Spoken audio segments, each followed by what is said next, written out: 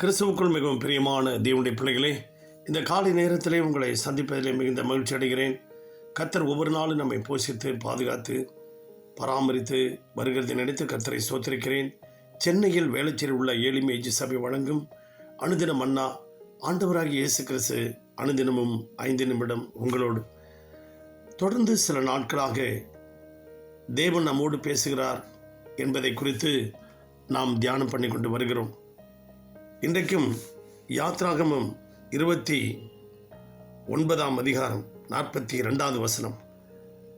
ஆண்டவர் மோசே பார்த்து சொல்லுகிறார், உன்னுடனே பேசும்படி நான் உங்களை சந்திக்கும் இடமாயிருக்கிற ஆசரிப்பு கூடாரத்தினுடைய வாசலாகிய கர்த்தருடைய சந்நிதியிலே உங்கள் தலைமுறை தோறும் செலுத்தப்பட வேண்டிய நித்திய சர்வாங்க தகன பலி இதுவே என்று ஆண்டவர் சொல்கிறார்.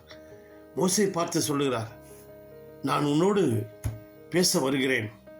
நான் உன்னை சந்திக்கும் ஸ்தானம் அந்த ஆசரிப்பு கூடாரத்திலே. ஆண்டவர் மோசையோடு பேச வருகிறார். ஆண்டவர் மோசையோடு பேச வருகிறது மாதிரி உங்களோடும் என்னோடும் பேச வருகிறார். ஆண்டவர் நம்மோடு பேச வேண்டும் என்று சொன்னார். அருமையான தேவனுடைய பிள்ளைகளே, அவர் நம்முடைய இல்லத்துக்கு வர வேண்டும் என்றால் அங்கே ஆண்டவர் சொல்லியிருக்கிறார். யாத்ராகமம் 36ஆம் அதிகாரத்திலிருந்து 42வது வசனம் வரைக்கும் அவர் நமக்கு ஒரு பலி செலுத்த வேண்டும் என்று சொல்லியிருக்கிறார். ஒரு சர்வாங்க தகன பலியை செலுத்தும் போது அவர் நம்மிடத்திலே வருகிறார். இன்றைக்கு உங்களையும் என்னையும் நீங்களும் நானும் நம்மை பரிசுத்தமாக்கும்படி ஆண்டவரிடத்திலே ஒப்பு கொடுப்போமாக. சர்வாங்க தகன பலி என்பது சர்வ அங்கமும் எரிக்கப்படுவதற்கு சமமானது. நம்முடைய ஆவி ஆத்மா சரீரம் முழுவதையும் ஆண்டவரிடத்திலே ஒப்பு கொடுக்கும்போது, அர்ப்பணிக்கும்போது அவர் நம்மிடத்திலே பேசுவார்.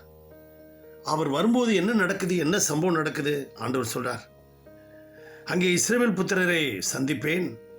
அந்த ஸ்தலம் என்னுடைய மகிமையினால் பரிசுத்தமாக்கப்படும். அந்த இடம் மகிமையினாலே கர்த்தர் நிரப்புவார். அவர் மகிமையின் தேவன். அவர் வரும்போதே மகிமையை கொண்டு வருகிறார். உங்கள் வீட்டை மகிமையினால் நிரப்புவார். அவருடைய பிரசன்னத்தினால் நிரப்புவார்.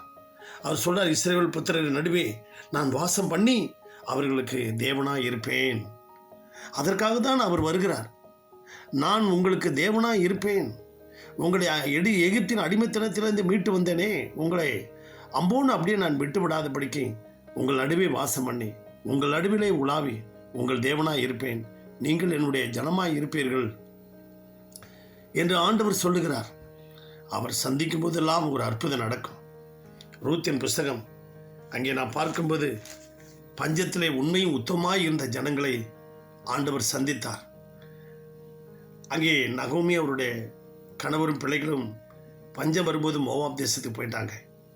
ஆனால் உண்மையாக இருந்த ஜனங்களை ரூத்தின் 1வது அதிகாரம் 6வது வசனம், கர்த்தர் தம்முடைய ஜனங்களை சந்தித்து அவர்களுக்கு ஆகாரம் அருளினார். துன்பத்தில், கஷ்டத்தில், வறுமையில், பஞ்சத்தில் நீங்கள் உண்மையாக இருங்க, பரிசுத்தமாக இருங்க. கர்த்தர் உங்களை சந்தித்து உங்களுக்கு ஆகாரம் அருளினது போல உங்களுக்கும் ஆகாரம் அருளுவார். உங்கள் தேவைகளை சந்திப்பார். அடுத்தபடியாக லூக்கா 7ஆம் அதிகாரத்திலே அங்கே 16வது வசனத்தில் எல்லாரும் பயமடைந்து மகா தீர்க்கதரிசியானவர் நமக்குள்ளே தோன்றியிருக்கிறார் என்றும் தேவன் தம்முடைய ஜனங்களை சந்தித்தார் என்று சொல்லி தேவனை மகிமைப்படுத்தினார்கள். எதனால்? அங்கே அந்த நாயின் ஊர் விதவை அவருடைய ஒரே மகன் இறந்து போய்விட்டான். அவள் அழுகிறதை பார்த்து ஆண்டவர் அருகே அழாதே மகளே என்று மனதுருகி அந்த கிட்ட போய் அந்த பாடையை தொட்டார். உடனே வாலிபனை எழுந்திரு என்று சொன்னார். அந்த வாலிபன் எழுந்து அவன் பேசத் தொடங்கினான். உடனே அந்த வாலிபனை தாயினிடத்தில் ஒப்பு கொடுத்தார். அவனுக்கு, அந்த மகளுக்கு ஆதரவாக, அந்த கைம்பெண்ணுக்கு ஆதரவாக மரித்து போய் இருந்த அதனுடைய மகனை உயிரோடு எழுப்பி அந்த விதவையிடத்தில் கொடுத்த தேவன் உங்கள் வாழ்க்கையை உயிர்ப்பித்து உங்களுக்கு தேவன் ஆதரவாக இருந்து உங்களை கர்த்தர் வழி நடத்துவார். உங்களை சந்தித்து அவர் மகிமையை கொண்டு வருவார். அவர் உங்களை சந்திக்கும் போது ஆகாரம் தருவார். உங்களை சந்திக்கும் போது உங்கள் எல்லா ஆவி ஆத்மா சரீரத்தை உயிர்ப்பிப்பார். உங்களுக்காக ஜெபிக்கட்டுமா? பரலோக பிதாவை, இந்த சத்தத்தை கேட்டுக்கொண்டிருக்க ஒவ்வொருவரையும் ஆசீர்வதியும், ஒவ்வொரு குடும்பத்தையும் வேலியடைத்து பாதுகாத்துக் கொள்ளும். அவர்கள் தேவைகளை சந்தியும். அவர்கள் நல்ல சமாதானம், நல்ல சந்தோஷம், மகிழ்ச்சியை தந்து இந்த உயிர்த்தெழுந்த ஓய்வு நாளிலே தேவனுடைய ஆலயத்திலே சென்று போய் கர்த்தரை துதித்து ஆராதிக்க அவர்களுக்கு கிருபை தாரும். அவருடைய குடும்பங்களை ஆசீர்வதியும், வேலி எடுத்து பாதுகாத்துக் கொள்ளும். இயேசுவின் நாமத்தில் பிதாவே, ஆமென்.